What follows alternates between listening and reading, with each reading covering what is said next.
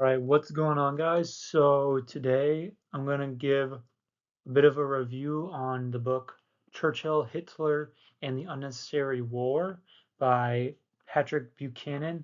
It came out in 2008, and I'm actually only going to talk about the intro, chapter 1 and chapter 2, because this book, there is so much to it. I recommend anyone who is interested to hear like a different perspective on the beginning of World War One and then and then it talks more about World War Two in like chapters 3, 4, 5, and beyond. The first couple chapters are World War One and how that started and things like that. But if you are even the slightest bit interested, I would highly recommend getting it because I think it's well written and it's easy to read. However, I also just think it's easy to read because I'm interested in the subject, but I still think like it's not like there's a lot going on and there's a lot of information. There's tons of sources which I love. Um, so there's that, but I it was not hard to follow at all. Sometimes I kind of like forgot who this person was and whatnot, but it like you knew which side everyone was on, which just made sense. So yeah, highly recommend it, and let's get into it. So I'm actually going to start off with the introduction. Um, I thought I usually don't read introductions because I think they're a waste of time, but this one was actually pretty important. So it kind of like lays the foundation, and it says like this was the Great Civil War for the West, right? Like what would like where does whichever side wins, that's where the West is going. Um, and so one of the first things that Buchanan mentions is how the U.S. President Wilson, he gave a speech and talked about the self-determination of all people. All people have this right to self-determination, right? And that idea is what started the collapse of the British Empire and destroyed other Western empires, and thus kind of destroyed the West in Buchanan's view. Um, and he even and he's not one of his sources, which again I love. He has so many sources, guys. He doesn't like he obviously he has like his own perspective, but he backs it up so well with so many sources. For example, Wilson's Secretary of State Robert Lansing saw the collapse coming, and this is what Lansing said: the phrase self-determination is simply loaded with dynamite. Because if people have the right to self-determination, all the people that are ruled by the Western empires are going to say, hey, yeah, we have that self-determination right too. Okay? So that was like the cause of the collapse for the British and the other empires. And that's the subtitle of the book, is How Britain Lost Its Empire and the West Lost the World. The West lost the world because all of its empires fell, and now they don't control anything. They don't control them anymore. They don't control the world anymore. Um, Good or bad, whatever you think of it. And then World War One caused World War Two. This is actually like I don't think controversial at all. Like I think nearly all people are kind of in agreement that yeah, if World War One didn't happen, World War Two wouldn't have happened. And one of the reasons is because World War One led to the rise of Lenin, Stalin, Hitler, and Mussolini. Like four of the key players, not the only players, but the key players in World War Two, right? So the fall of the Romanovs and the rise of Stalin and the communists, yeah, that kind of influenced World War II. That kind of led to World War II. But more specifically, that you could say is, it also destroyed the German and the Austro-Hungarian monarchs, which led to the rise of Hitler. If the monarchs were still in charge and Germany didn't lose World War One, Hitler would have never rose. Like they never would. Hitler could have never rose because the talking points that he had of like, hey, we're embarrassed. We shouldn't have been defeated. We're great people. This is how we'll do it. I'll bring back our economy. That the Treaty of Versailles is imposing too much on us. And even Mussolini, right? Even quoted, geostrategist of the Cold War, George F. Kanan. I don't know if I'm saying that right. And then historian Jacques Barzun. I'm assuming he's French. But these men are also like quoted as saying like, yeah, World War One is completely the cause of World War Two. If World War One had not have happened, World War Two just simply could not have happened. I'm going to try to find the quote very quick. Um, Kennan's belief that World War One was the quote original catastrophe was seconded by historian Jacques Barzun, who called the war begun in August 1914 the blow that hurled the modern world on its course of self-destruction. Okay.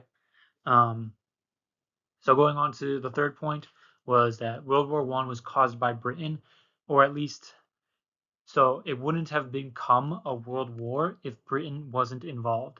If you know, if uh, if Austria-Hungary and Serbia were just allowed to have a little scuffle, then it wouldn't have become a world war. Even if Germany and Russia had gotten involved, it still would not have become a world war. What caused it to become a world war was British involvement, because the British got Canada, Australia, South Africa, New Zealand, and India to join. Those countries, or those you know the protectorates or the colonies of Britain, would not have joined if Britain would not have joined. There would have been no point to them, right? Nor would the British-Japanese ally have joined, nor would Italy have joined, who was bribed with secret guarantees of territory from the Austro-Hungarian empires and the Ottoman empires. Nor would the US have been pulled in by British demands and British, persuasions into the war. Okay, so a war certainly still would have happened in Europe because of the assassination of the Archduke Franz Joseph. I don't think anybody disputes that, and I don't think that's what Buchanan's saying, and that's certainly not what I believe. A minor war between Austria-Hungary and Serbia certainly was going to happen. Like, no doubt. I don't think anyone doubts that.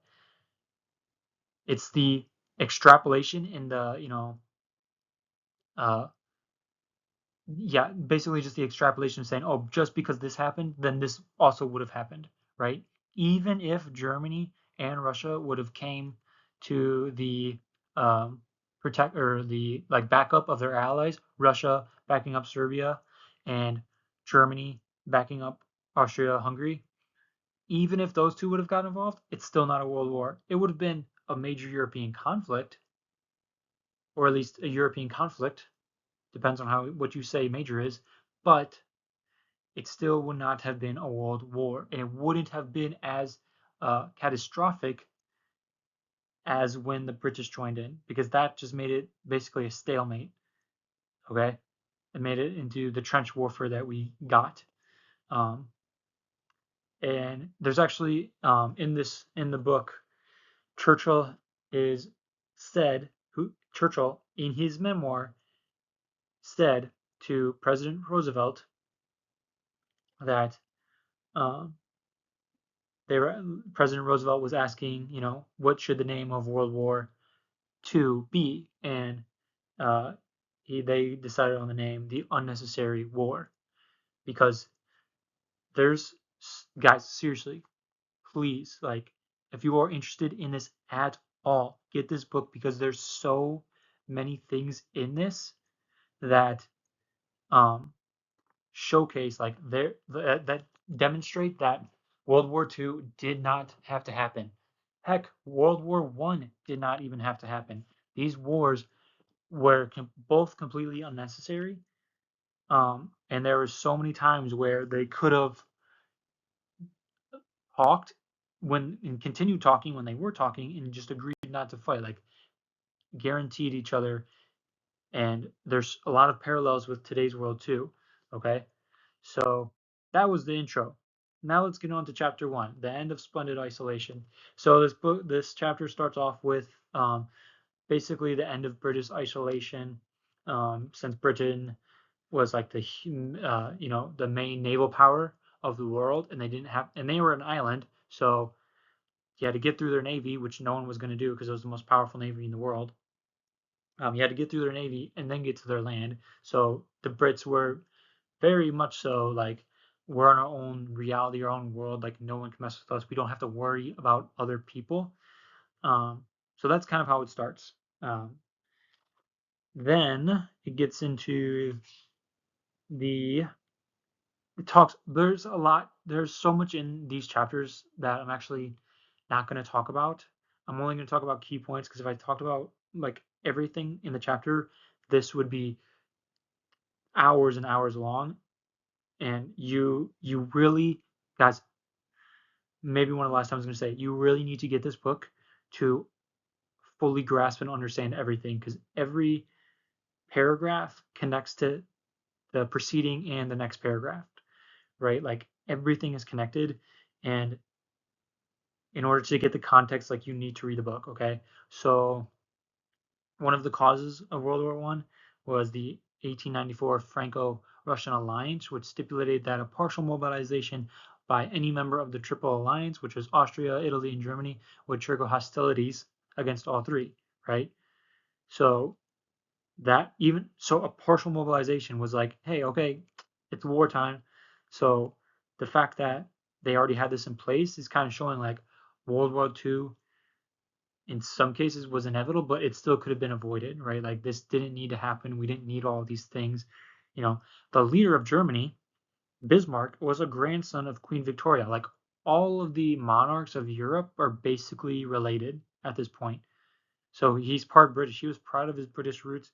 The chapter goes into how he would visit Britain. He would partake in, like, do things with his uncle, who was the King of Britain, Edward the Seventh. Um, and yeah, so it's like, why would, like, Bismarck doesn't have, it illustrates further in the book that Bismarck doesn't have like this ambition to take down the British Empire or attack the British or anything like that. Um, he actually, he went to a luncheon with his uncle, King of Britain, Edward VII, and he's like, hey, I want an Anglo-German alliance. Like, there's no point in us fighting. Like, the Brits, you guys have the seas, you rule the seas. The Germans, we are a land-based power. Like, this would be a great alliance for us. We'll be the land, you be the navy. That's great, right? And Bismarck marched in the funeral for his uncle, British King Edward VII, in 1910, right? So that this doesn't really showcase what Buchanan kind of says throughout this book is like, Bismarck wasn't this warmonger that he was painted out to be. He's very passive, like, he doesn't want war. And chapter 2 actually gets into that a little bit more, so I'll save that. However, he wanted to build a German fleet, but it wasn't to attack or challenge the British. It was just to protect German interests, because Germany had colonies too in Africa and in Asia, and they wanted to be able to protect that, okay? Which to me kind of makes sense. Like, all right, I get it. And you can see both sides. You can see why the British would see this as a threat, and you can also see from the German point of view why they would want a navy, right? Okay, but that terrified the Brits, so that kind of started to build their anti-German sentiment and phobia. However, there was a British man who was critical of his country's anti-German sentiment, and he asked, why should Germany not have a fleet to protect her commerce, right? And another reason I love this book, and specifically for that quote and others like it, is because there's so many parallels to today. There are so many parallels today between what happened then and what is happening today in, say, Russia and Ukraine, right? Draw them by yourself. I don't want to talk about it, but I think it's just, when there's parallels like that between the past and today, I love that stuff so much. And if you like that, there's definitely a lot of those in this book and you should get. Um, one amazing, there's so many amazing quotes like this. So the third to last point, Churchill is quoted, and he said, British policy for 400 years has been to oppose the strongest power in Europe by weaving together a combination of other countries strong enough to face the bully. Because Churchill was accused, he was being accused of anti-German phobia. And he was like, no, it's not anti-German. This could happen against any country. It happened when we took on Napoleon. It could happen if we needed to take on the Spanish. It's not anti-German. This is just British policy. We oppose the strongest power in Europe because that makes us feel more safe and secure. Because if they're a dominant power, they could, lock us out, they could kick us out, they could make demands. But if we take the lesser powers and put them against the strongest powers, it's a good balance of power for us. Okay? Again, that's another amazing quote that shows parallels to today. However, let me continue on. So, in the Liberals in Britain, they won the election in 1905 and they were campaigning on no war. People could feel in the air that, maybe a war is possible, right? Things like that. There's a bunch of other books too that talk about how Tsar Nicholas II of Russia, how he was like, it was in 1898, I think was one meeting, and in 1901, I believe, is another meeting. Don't quote me on those years, but you can look it up where he was trying to get the leaders and the powers of Europe to basically guarantee no war. Like he was trying to reduce arms productions and things like that so that we wouldn't keep building arms and then the French are building so we have to build and now they're building more so we have to build more and things like that. And so he was trying to get people to say like, hey, let's stop building arms and let's like work for peace. Okay. But anyways, the Liberals in Britain campaigned on a war, but they won, and then they basically switched over to, yeah, war is going to happen. The book goes in more detail, but again, I only have so much time, and I don't want to talk forever. The last thing of this chapter, which was just so eye-opening, and another reason you should get the book because we aren't really told these things. Let me find it. Okay, so when the Archduke was uh, killed. The Kaiser, Bismarck, and the king, they were actually like together when they got this news. Um, so let me see. So, sorry, 1 second. I just want to be correct on it.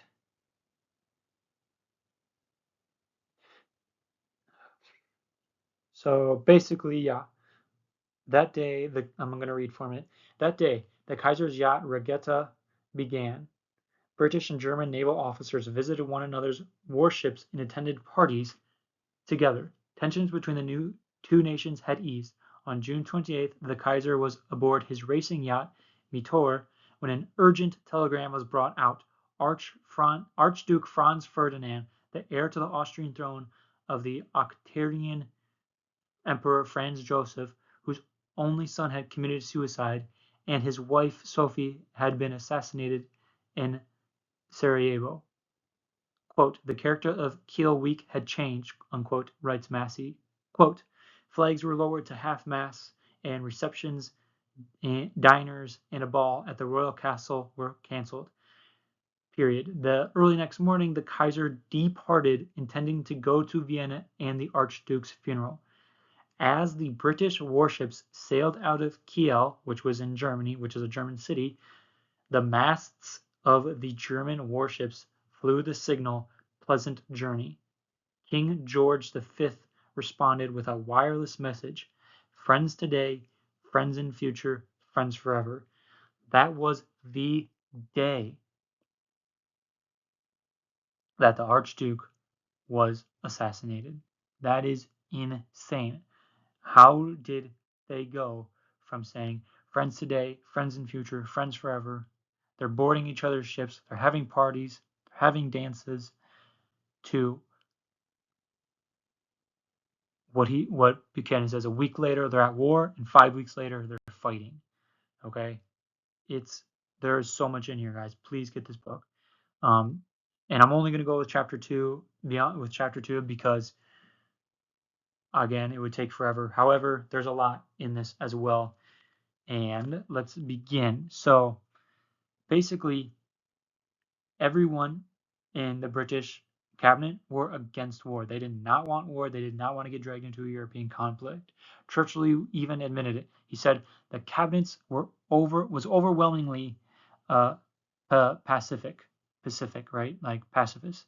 At least three-fourths of its members were determined not to be drawn into a European quarrel unless Great Britain herself were attacked, which was unlikely. Britain was not going to be attacked. Everyone knows it. No one wanted to fight Britain. Britain had the navy, and no one could even get to there if they wanted, right? Goes on. 18 ministers who had participated in the cabinet meeting on Saturday, August 1st, 12 opposed war. A liberal caucus in the House had voted 4-1 for neutrality. Okay, this was after the Archduke was assassinated, right? This was after that, so things are heating up, right? Still, the majority in Britain were opposed to war. They wanted neutrality, and the Manchester Guardian wrote that it seems that there is an organized conspiracy to drag us into war. Right? That's insane. And again, parallels to today. Continuing on, that 7 members were ready to resign rather than go to war. Churchill said the cabinet was absolutely against war and would never have agreed to be committed to a war at this moment. Okay? Churchill was the main proponent of going to war and starting a war with Germany in 1914. The book details it incredibly well, that Churchill and maybe like 2 other people were gung-ho and wanted to start a war with Germany and wanted to get in on the war. Most other people were thinking, this is not our business, who cares, right? So, continuing on, the British cabinet had another meeting on Sunday, August 2nd, and the majority agreed that if Germany invaded Belgium and the Belgians fought and called for Britain to, come help them, that Britain would have to because of a treaty in 1839. However, which is, that's valid. Okay, I can respect that. However, 5 cabinet members were about to join Burns, who was MP at the time, and resign, seeing no cause to justify a vast expenditure of British blood and treasure in a Franco-German war. And they pleaded with Lloyd George to lead them out. Had Lloyd George agreed and all 6 members resigned on Monday, the cabinet would have collapsed. The government might have fallen, and history would have probably taken a different course. Okay? That's what Buchanan says, and to me, it seems pretty convincing. If everyone's against war, how are you going to convince them to go to war? If they resign, you're going to need a new government, you're going to need a new election. So, and this is, guys, this is one of the craziest quotes in the book. Okay?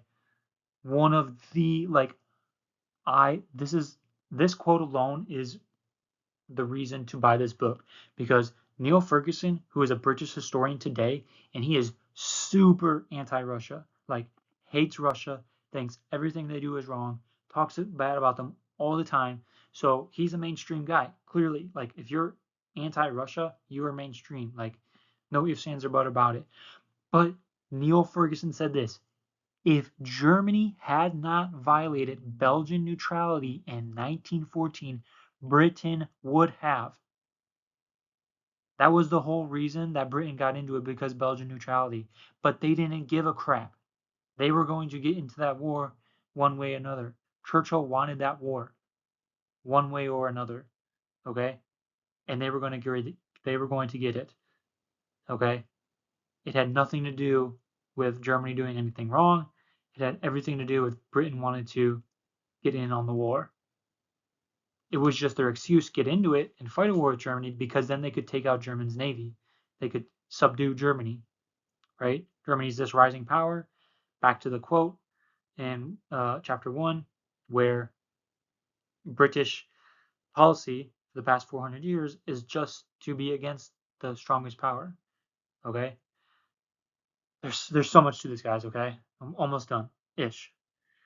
And British historian John Keegan said, the First World War was an unnecessary conflict because the chain of events that led the to its outbreak might have been broken at any point during the 5 weeks that presided the first clash of arms, and had um, prudence or common goodwill found a voice. So the war was declared, like all the countries like declared war and stuff, but fighting didn't start for 5 weeks. That is a long period to say, hey, let's sit down and let's talk, right? Again, there's so many, the book goes over it. Again, please get the book. There's so much context and so much understanding that it's just, it's too much for one video to really grasp it.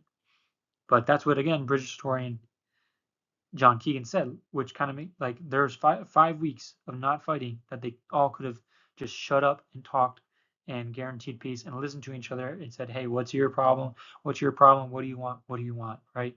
Let's talk this out instead of fight this out. Buchanan then goes on. This is what Buchanan says. He said it was the British decision to send an army across the Channel to fight in Western Europe that led to the Schlieffen Plan uh, losing. It defeated the Schlieffen Plan, which was a German plan about take France take the most powerful country down as fast as possible, so Germany doesn't have to fight a two-front war. And the most powerful country was France. British sent troops over to defend France, and that defeated the Schlieffen Plan. So and then it led to trench warfare, 4 years of trench warfare, America's entry, Germany's collapse, the abdication of the Kaiser, the dismemberment of Germany at Versailles, and the rise of a veteran of the Western Front named Hitler. Okay? So if all those things didn't have happened, Hitler wouldn't have come to power, right? Especially the Treaty of Versailles. That was a huge point, which the book talks about. Um, a lot of the British elites they believed in domino theory, which is the theory that Germany won't stop with, uh, say, Belgium. They'll go on to Holland and then Denmark, and then the next country, and the next country, and the next country, right? This theory that people pushed for communism in during the Cold War, which just wasn't true, but it's great propaganda piece. Um, But yeah, and then the argument goes, okay, yeah, in the next country, in the next country, and then Germany was just going to take over Europe and then take over the world. Um, Another thing that is again resembles today is that they argued that British credibility and honor was on the line for this war, World War One, that the world was watching, and if Britain didn't stand up to Germany, then their word would mean nothing anywhere. Everyone would question them and things like that, which is exactly what we hear today. We hear today if we don't stand up for Ukraine and stand up to Russia, then it's going to be like all hell breaks loose and countries are just going to start fighting each other and taking land and stuff like that, which doesn't make any sense, right? To me, might make sense to you, which is fine. Agree to disagree. Um, And then Pat Buchanan still goes on. He says World War I was not a war of necessity for Britain, but rather a choice. German feared a two-front war against the rising Russian Empire and the France, who were pissed off about the Germans taking um, Alsace and Lorraine in 1870. They fought a war in 1870, and Germany took those lands. And the French were pissed about it, and the Germans knew they were pissed about it, and the Germans kind of knew that the French wanted it back, and the French were coming for it someday. And so the Germans were like, okay, let's just take down France, and then we can have all of our men focus on Russia and keep them over there, and we don't have to be afraid of Russia. Okay, that's what Pat Buchanan's saying. Kind of makes sense, but that's just what he's saying.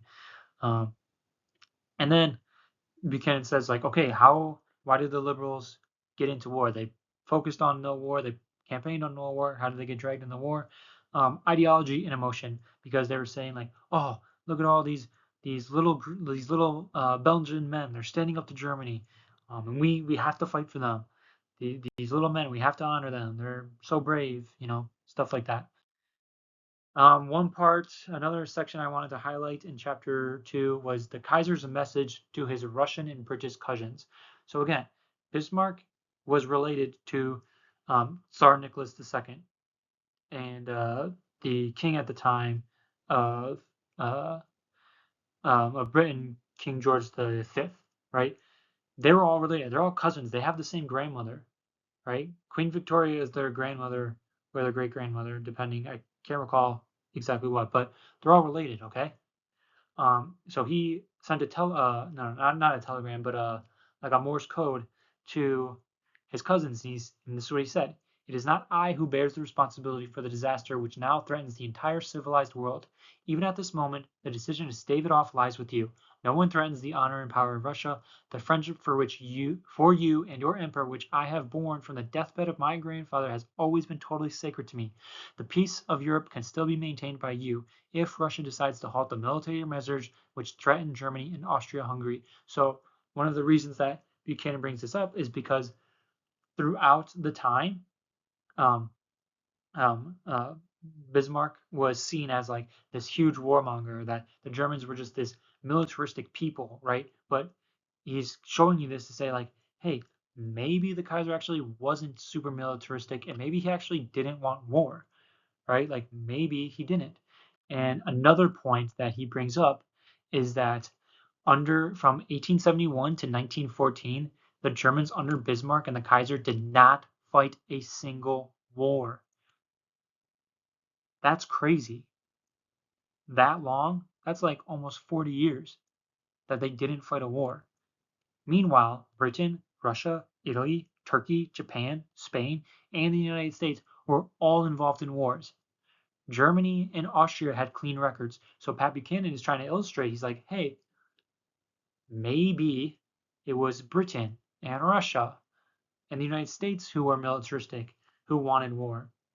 Maybe it wasn't the Germans who haven't fought a war. And he even goes on to say, um, the Kaiser had never gone to war in his 25 years on the throne.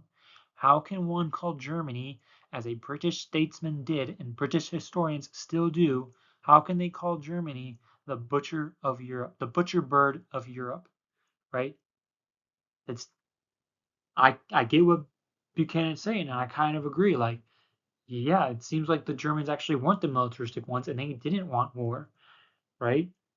Why would Germany, who's surrounded on all sides, want war? That doesn't make sense. And something that Buchanan says later in the book is like, okay, the British controlled almost a fourth of the world, and they're telling everyone that Germany wanted to take over the world. That kind of seems hypocritical, which makes sense, right? Like, think about that. The country that controls almost a fourth of the world is telling other people, other countries that, hey, Germany wants to take over the world. Doesn't make sense. Finally, this is still chapter 2, guys. Right? This is still chapter 2. Um, and it's the end of chapter 2. Okay? This is what Buchanan writes. He says, "So how did the American people see the war in Europe, right?" And then quote, "On August 5th, the British Navy dredged up and cut the German cables, and on August 6th there was not a single Berlin or Vienna dateline from the American press. The First Lord, Churchill, had made certain the British would decide how the Americans viewed the war. So the British were fighting to make sure the United States only saw the war how Britain wanted them to see the war. They didn't want them to get sources from Germany or Austria because that might make them understand Germany in Vienna and make them be sympathetic towards them, right? What parallels do we see today with that? Okay, I know this is about the book, but again, this is what we see today with Russia and Ukraine. And this is why history is super important. And this is why, one reason I love this book. Okay, you guys should definitely get it. Highly recommend it. I think I read it in like less than a week, even though it's, let's see, it's about 420 pages. However, I did not read the last like 3 chapters because you kind of get the point by page 350. Chapter 14 starts on 351, and it's called The Man of the Century. It talks about Churchill. I didn't read that chapter, and I didn't read the chapter. I think there's 2 more chapters after it. I didn't read those. So yeah, I read about 350 pages in like less than a week. So super easy read. Um, incredible sources, incredible pieces of information that I was never taught, and maybe you weren't either. But if you are interested in World War I and World War II, and or you're interested in hearing other sides, other perspectives, highly recommend this book. Get it on Amazon. That's where I got it. Any questions, any thoughts? Let me know in the comments. I'd love to talk. I'd love to chat. All right, peace out.